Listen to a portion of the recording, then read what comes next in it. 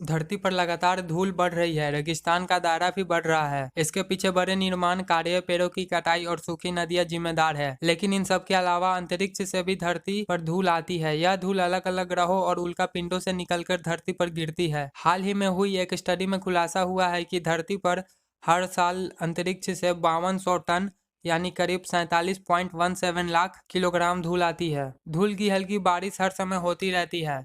यह एस्ट्रॉयड्स और उल्कापिंडों से ज़्यादा आती है। हाल ही में earth and planetary letters journal में प्रकाशित एक रिपोर्ट में इस बात का खुलासा किया गया है। इसके अलावा हर साल करीब 10 टन यानी 9071.85 किलोग्राम वजन के पत्थर भी अंतरिक्ष से धरती पर गिरते हैं। इतनी बड़ी मात्रा में धूल और पत्थर आने के बावजूद इनका सटीक अंदाजा लगा पाना बेहद मुश्किल है, क्योंकि हर साल इनके गिरने के बाद बारिश का पानी इन्हें धरती की धूल और मिट्टी से मिला देता है। कुछ जगहों पर ज़्यादा मिट्टी जमा होती है तो वहाँ पर कीचड़ बन जाता है।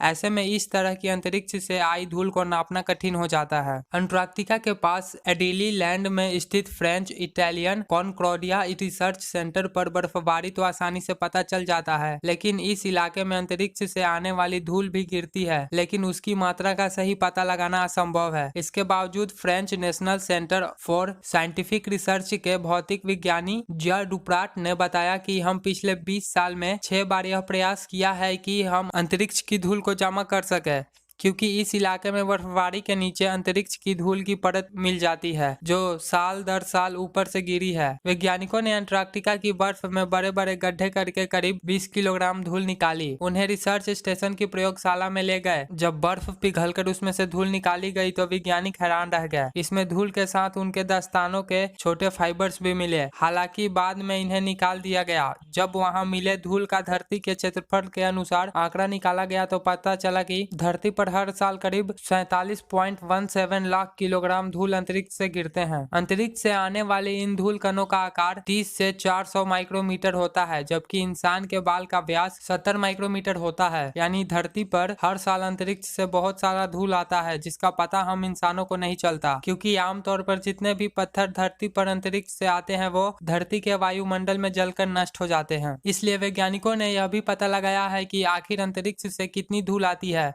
और कितनी वायुमंडल में नष्ट हो जाती है। तो जांच से पता चला है कि अंतरिक्ष से हर साल करीब 1.36 करोड़ किलोग्राम धूल आती है, लेकिन इसमें से सिर्फ 47.17 लाख किलोग्राम ही धरती की सतह तक पहुंच पाती है। 47.17 लाख किलोग्राम धूल में से 80% धूल बृहस्पति ग्रह के उल्कापिंडों से धरती पर गिरती है। ये ऐसे उल्कापिंड या उच्चतल तारे हैं जो बृहस्पति ग्रह से निकलते हैं और धरती के बगल से गुजरते हुए ये धरती पर गिरते हुए धूल छोड़ जाते हैं। बाकी का 20% धूल एस्ट्रॉयड्स छोड़कर निकल जाते हैं। जिया डुप्राट ने बताया है कि धरती पर गिरने वाली अंतरिक्ष की धूल से एस्ट्रोफिजिक्स और जियोफिजिक्स जैसे मामलों की जानकारी बढ़ती है, क्योंकि इससे पता चलता है कि किस ग्रह से किस तरह की वस्तु धरती पर आ रही है। उम्मीद है यह जानकारी आपको अच्छी लगी होगी। अगर अच्छी लगी तो चैनल को सब्सक्राइब करके वीडियो को लाइक कर दें और हमें इंस्टाग्राम पे फॉलो करना ना भूलें।